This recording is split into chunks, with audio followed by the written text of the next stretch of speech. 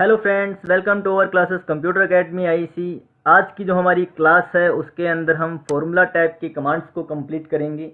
देखिए, फॉर्मूले हमने काफ़ी सारे पहले ही किए हुए हैं जो हमने आपको पहले करवाए थे। जैसे कि आपकी पुरानी शीट में मैं आपको दिखा देता हूँ, ये फॉर्मूले हमने किए थे कुछ, और हमने कुछ और जो इंपॉर्टेंट फॉर्मूले वो भी हम आगे और करेंगे। बट आज की क्लास के अंदर हम जो फॉर्मूले को मैनेज करने के लिए बाकी सब कमांड्स हैं हमारे पास वो करेंगे। फॉर्मूला टैब में देखिए, जैसे define names, formula editing, calculation, ये 3 ग्रुप होते हैं जिसके अंदर मल्टीपल कमांड्स है। आज हम इन कमांड्स को कंप्लीट करेंगे। देखिए, तो इसमें सबसे पहली कमांड है मेरे पास डिफाइन नेम।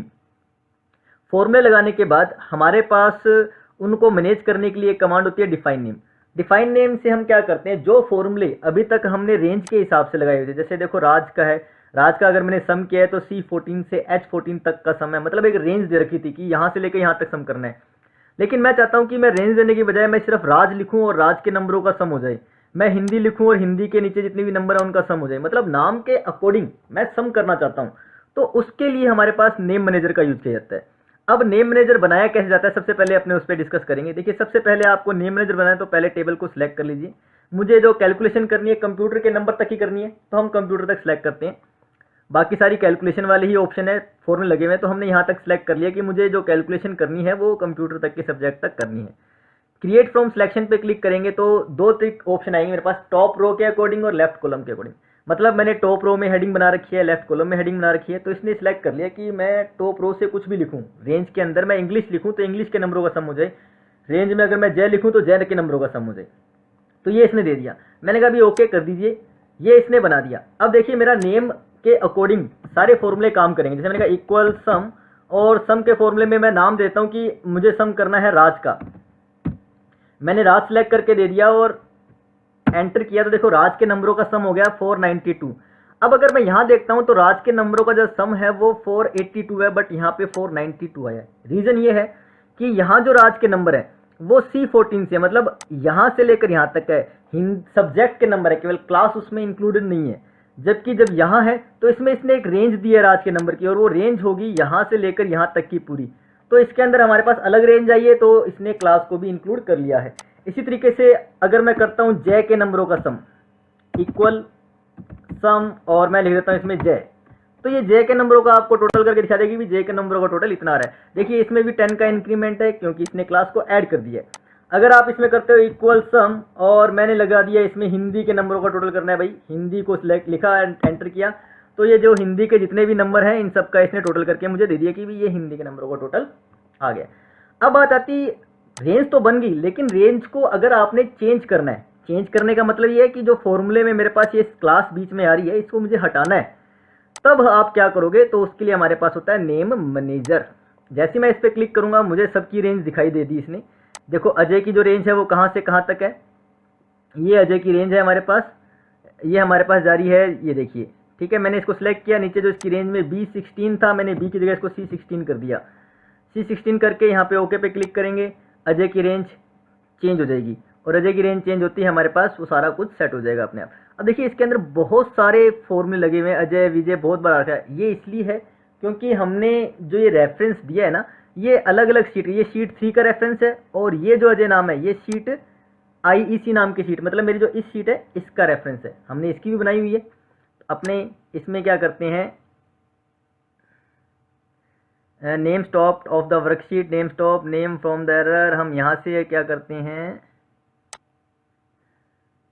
ये देखिए अब मैंने वहां से नेम स्टॉप कर दिया, बाकी सारे स्टॉप हो गए। अब केवल हमारी इसी जो क्लास हमने दे रखी है इसी का ही दिखा रहा है, बाकियों का ये अब ये नहीं दिखाएगा। देखिए, जितने आपने सेलेक्ट किए अब सिर्फ उनके आ रहे हैं, हमने वहां से ऑफ कर दिया। अब देखिए, क्लास है सारी 10 है, उसका रेंज सही है, अजय की रेंज सही हो चुकी है।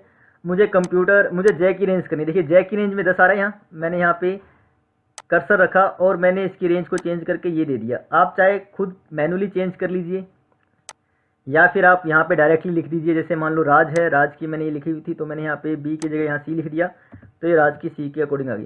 तो इस तरीके से आप इनकी रेंज चेंज कर देंगे और क्लोज करेंगे। अब देखिए, जैसे मैंने रेंज चेंज की, ये 492 आ रहा था तो 482 अपने आप हो गया, 482 हो गया। देखिए, सही हो गया। ठीक है, और ये भी देखिए अपने आप जय की भी सही हो चुकी है। तो इस तरीके से आप रेंज को सेट करते हैं। थर्ड ऑप्शन इसके अंदर है यूज इन फॉर्मूला। अब आप ये सारे के सारे नाम है, कोई भी नाम अगर आप किसी फॉर्मूले में यूज करना चाहते हो तो इसने डायरेक्टली नाम दे दिए, डायरेक्ट आप यहाँ से सिलेक्ट करके उसको यूज कर लो कि भी इसे यूज करना है फॉर्मूले में। या पेस्ट नेम पे क्लिक करेंगे, पेस्ट लिंक पे जैसे ही क्लिक करेंगे तो इसने सबकी रेंज यहाँ पेस्ट कर दी कि किसकी रेंज क्या है, अजय की रेंज क्या है, विजय की रेंज क्या है, ये सारी चीज़ें आपको यहाँ नेम मैनेजर के हिसाब से ये शो करता रहेगा। ठीक है, तो आप इसको डायरेक्टली यूज कर सकते हो। जैसे मैंने इक्वल सम और मैंने यहाँ लिखा यूज फॉर्मूला अजय और ब्रैकेट बंद किया तो ये अजय का सम कर दिया। तो आप खुद लिखो चाहे वहाँ से यूज करो, हो जाएगा। रेंज कर सकते हैं। अब एक ऑप्शन इसमें हो रहा है डिफाइन नेम। जैसे आप इस पर क्लिक करोगे तो डिफाइन नेम में मेरे पास क्या आ गया, एक मान लो ये देखो इसके हिसाब से पहला सब कुछ बन चुका है, बट फिर भी मैं चाहता हूँ कि एक मेरे पास अलग से बनाऊँ जिसमें मैं सिर्फ टोटल का सम करूँ। उसमें मैंने टोटल को ऐड नहीं किया था, बट मैं टोटल का सम भी करना चाहता हूँ। तो मैं यहाँ पे रखूँ टोटल नाम दिया और मैंने उसकी रेंज दे दी कि भाई टोटल के अंदर हमारे पास जो सम आना चाहिए वो इसका आना चाहिए, और ओके कर दिया। अब एक नया रेंज इसमें और ऐड हो चुकी है। या फिर मैं एक और ऐड जैसे मैं इसको चलाता हूँ इक्वल सम और मैंने लिख दिया टोटल जो मैंने दिया हुआ था, एंटर किया। अब सभी टोटल्स का सम ये आ चुका है। तो एक नई रेंज जब आपने इसमें ऐड करनी होती है तो उसके लिए हमारे पास डिफाइन नेम होता है। आप इसमें कोई भी ऐड कर सकते हो, मतलब मुझे हिंदी एंड मैथ इन दोनों के नंबरों का टोटल अलग से करना है, तो हिंदी मैथ दोनों एक साथ ही लिख दिया मैंने और यहाँ से हिंदी मैथ को सिलेक्ट कर दिया, इसके पास ओके कर दिया। अब मेरे पास हिंदी मैथ का अलग से आ चुका है। मैंने कहा इक्वल सम करो, काउंट करो, फॉर्मूला जो मर्जी लगाओ, इसमें हिंदी मैथ को ये रहा सिलेक्ट किया और ये इसका सम आ चुका है। तो इस तरीके से हमारे पास नेम मैनेजर होता है जो रेंज की बजाय नेम के हिसाब से सारा का सारा काम करवा देता है। इसमें एक मेन यही होता है, बाकी सारे कोई ज़्यादा यूजफुल नहीं है। अब देखो अपने करके देखते हैं बाकी क्या काम करते हैं। फॉर्मूला ऑडिटिंग में अगर आप जाओगे तो ट्रेस प्रेसिडेंट के लिए सबसे पहली कंडीशन ये होती है कि आपको पता होना चाहिए प्रेसिडेंट कहते किसे हैं। प्रेसिडेंट सेल वो सेल होता है जिसमें कोई फॉर्मूला लगा हुआ हो, और डिपेंडेंट सेल वो सेल होता है जो किसी फॉर्मूले में यूज होता है, तो वो उसका डिपेंडेंट हो गया। तो प्रेसिडेंट सेल पे जब मैं क्लिक करूंगा तो ये मुझे बता देगा कि ये किस किस का प्रेसिडेंट है। जैसे सपोज मैंने यहाँ कर्सर रखा और मैंने क्या किया, मैंने कहा ट्रेस प्रेसिडेंट, इसने बता दिया कि भी ये किसने ब्लू लाइन दे दी और ब्लू लाइन के साथ इसने मुझे दिखा दिया कि भी ये इसका प्रेसिडेंट है। अभी देखिए आपको ये ब्लू लाइन शायद दिख नहीं रही होगी, मैं इसका कलर चेंज कर देता हूँ, नॉर्मल कर देता हूँ, सिलेक्ट करा और होम में गए अपने, क्लियर की सारी फॉर्मेटिंग। अब देखिए ये ब्लू लाइन मुझे दिखा रही है कि ये इसका प्रेसिडेंट है। एक मान लो मैंने यहाँ सम का फॉर्मूला है इक्वल, मैंने अलग अलग वैल्यूज़ को यहाँ सम करना है। मैंने यहाँ पे इसको ले लिया, इसको ले लिया, इसको ले लिया, इसको ले लिया, इसको ले लिया, इसको ले लिया, और मान लो चलो एक इसको भी ले लिया, एंटर किया। अब मैं देखता हूँ कि भाई ये किसका, अब इस किसका है। तो हम इसमें अगर करेंगे ट्रेस प्रेसिडेंट तो देखिए उन सब से लाइनिंग आ गई इसमें कि ये इन सब का प्रेसिडेंट है। रिमूव ऑल एरोज, सारे एरो हट जाएंगे। ठीक है, तो आपको ये बताएगा कि आपके फॉर्मूले में कौन कौन से सेल यूज हुए हैं, वो प्रेसिडेंट सेल है। अगर मैं इस सेल में रख के चेक करता हूँ, एरो हटाया मैंने और मैंने इस में चेक किया कि भी ट्रेस प्रेसिडेंट, तो मेरे पास एक एरर आ गई जो कह रही है कि the trace precedent command require that active cell contain a formula which include a valid reference. मतलब ट्रेस प्रेसिडेंट कमांड क्या कहती है कि आपका जो एक्टिव सेल है जहाँ कर्सर है उसमें कोई फॉर्मूला लगा होना चाहिए और उस पर कोई एक वैलिड रेफरेंस भी होना चाहिए, तभी वो आपको प्रेसिडेंट को दिखाएगा। यहाँ कोई फॉर्मूला लगा नहीं हुआ, सो एरर आ गई। जहाँ फॉर्मूले पे क्लिक करेंगे तो आपको प्रेसिडेंट दिखा देगा। दूसरा इसमें डिपेंडेंट। अब डिपेंडेंट सेल जो फॉर्मूले में यूज हुए, मैंने यहाँ कर्सर रखा, अभी चेक करना है ये किसके डिपेंड है। क्लिक किया, ये दो जगह डिपेंड हो रहा है, इस पे और इस पे, दो जगह इसका यूज हुआ है। अगर मैं इस पे कर्सर रखता हूँ, चेक करूँ ट्रेस डिपेंडेंट, देखिए तो जहाँ पे भी आप कर्सर रखोगे ये आपको दिखा देगा कि ये किस किस फॉर्मूले में यूज हुआ है डिपेंडेंट। ये देखिए, तो ट्रेस डिपेंडेंट और ट्रेस प्रेसिडेंट अगर मैं यहाँ रखता हूँ तो ये किसी पे डिपेंड नहीं है, कोई फॉर्मूले में यूज हुआ ही नहीं। तो इस तरीके से trace president trace dependent command होती है। रिमूव ऑल एरोज कमांड, तो जितने भी एरोज आपके लगे हुए होंगे उसको ही हटाने का काम करेगा। सिर्फ प्रेसिडेंट एरो हटाने तो प्रेसिडेंट के हटाएगा, सिर्फ डिपेंडेंट के हटाने तो सिर्फ डिपेंडेंट के हटाएगा। तो जैसे भी, जैसे मान लो मैंने यहाँ पे एक प्रेसिडेंट के एरो लगा लिए और यहाँ पे एक डिपेंडेंट के एरो लगा लिए, तो दो टाइप के एरो लगे मेरे। अगर मैं रिमूव करता हूँ केवल डिपेंडेंट एरो तो डिपेंडेंट एरो रिमूव हुए, और जब मैं रिमूव करूँगा प्रेसिडेंट तो प्रेसिडेंट, और रिमूव ऑल करो सारे हट जाएंगे। शो फॉर्मूलाज क्लिक कीजिए, कुछ नहीं है इसके अंदर, आपको केवल दिखाएगा कि आपने कहाँ क्या फॉर्मूले यूज किए हैं। देखो सारे फॉर्मूले आगे, रिजल्ट कहीं नहीं दिखाई दे रहा, सब फॉर्मूले दिखाई दे रहे हैं। ये देखिए इफ़ का फॉर्मूला कितना बड़ा हमने उस दिन लगाया था, तो पूरी सब इफ़ कंडीशंस थी, नेस्टेड इफ़ कहते हैं जिसे, वो सारा फॉर्मूला आपको शो कर रहा है। वापस क्लिक कर दो, ये दिखा देगा। नेक्स्ट है trace error. Basically trace error command क्या होती है, चेक करता है कि भी आपके इसमें एरर कहाँ कहाँ है। अब देखिए जैसे मैंने ट्रेस, अब चेक करते हैं, मैंने कर्सर ऊपर रखा और मैंने कहा ट्रेस एरर, एरर चेकिंग। तो एरर चेकिंग में देखिए पहले इसने टोटल को एरर दिखा दिया, टोटल इसने एरर दिखाया कि ये आपका टोटल है जो वो एरर है, बट हमारा टोटल तो एकदम सही आ रहा है। फिर ये एरर क्यों है? जहाँ ये ग्रीन सिंबल होता है बेसिकली एक्सेल के अकॉर्डिंग वो एरर ही होती है। ये एरर इसलिए है क्योंकि हमने जो इसमें रेंज दी है C14 से H14, देखिए ये इसके आगे न्यूमेरिक वैल्यू एक और थी जो हमने सेलेक्ट नहीं की। एक्सेल ये कहता है कि अगर आप किसी रेंज के अकॉर्डिंग कोई फॉर्मूला लगा रहे हो, एक कंटिन्यू रेंज के अकॉर्डिंग, तो आप उस रेंज में आने वाली सभी चीज़ों को लीजिए। अगर आप सभी चीज़ों को नहीं लेते तो वो उसको एक एरर बताएगा। वैसे इस एरर का हमें कोई फ़र्क पड़ता नहीं है, बट फिर भी अगर आप चाहते हो तो आप इसे अपडेट फॉर्मूले पे क्लिक करोगे तो ये क्या करेगा, इस क्लास को बीच में इंक्लूड करेगा। ये जो 82 है ये 492 हो जाएगा, क्लास भी इसमें ऐड हो जाएगी। करके देखें, ये देखिए ऊपर हो गया। तो ये क्या करेगा, देखिए ये 74 हो गया। इस तरीके से एक काम करता है ये। हेल्प ऑन दिस एरर, तो दिखा रहा है कि भी एरर के बारे में बता देगा कि किस टाइप की एरर है। ये नॉर्मली एरर के बारे में है सारा का सारा। इग्नोर एरर, इग्नोर कर देगा उसको, ठीक है। और एडिट इन फॉर्मूला बार, तो फॉर्मूला बार में जाएगा, वहाँ पे आप एडिट कर लीजिए। तो ये नॉर्मल से ऑप्शन होते हैं इसके, ठीक है। और ये देखिए जो हमें चेंज किया, अब ये B14 से H14 हो गया क्योंकि हमारे फॉर्मूले को उसने चेंज कर दिया। हम अंडू करके वापस पहले जैसा कर देते हैं, क्योंकि नॉर्मली जो हमने फॉर्मूला लगाए हैं वो सही हैं। अब एरर कई बार ऐसे भी होते हैं, जैसे मान लो मैंने इसमें क्या किया, मैंने कहा A13 इंटू B16, अब ये भी एक एरर ही है। तो ये इसको भी यहाँ पे अपने दिखा सकते हैं कि एरर चेकिंग, ये दिखा देगा कि भी यहाँ पे एक एरर है आपके पास। ये मल्टीप्लाई किए, शो कैलकुलेशन स्टेप में दिखाएगा कि भी आपने क्या एरर की थी। नेम इंटू 10 किया हुआ है जो पॉसिबल नहीं है, इसलिए ये एरर आई है। यानी आप एक टेक्स्ट नंबर को और एक न्यूमेरिक वैल्यू को मल्टीप्लाई करोगे तो एरर ही आएगी। तो ये एरर दिखा दी इसने। तो ये होता है हमारे पास एरर चेकिंग। इवेलुएट फॉर्मूला भी सेम होता है। जैसे मान लो मैंने परसेंटेज जो ये निकली है कैसे निकली है देखनी है मुझे 80%, तो इवेलुएट फॉर्मूला पे क्लिक कीजिए, इवेलुएटेड करेगा ये आपका। देखिए I14 into 100 divide by 600, click किया तो I14 की वैल्यू आ गई। इन दोनों को मल्टीप्लाई किया, फिर 6 से मल्टीप्लाई, और ये रिजल्ट आ गया आपके पास। अगर मैं इस ग्रेड का फॉर्मूला देखना चाहता हूँ, देखिए ग्रेड का बहुत बड़ा फॉर्मूला है, तो आप इसको भी स्टेप बाय स्टेप देख सकते हो।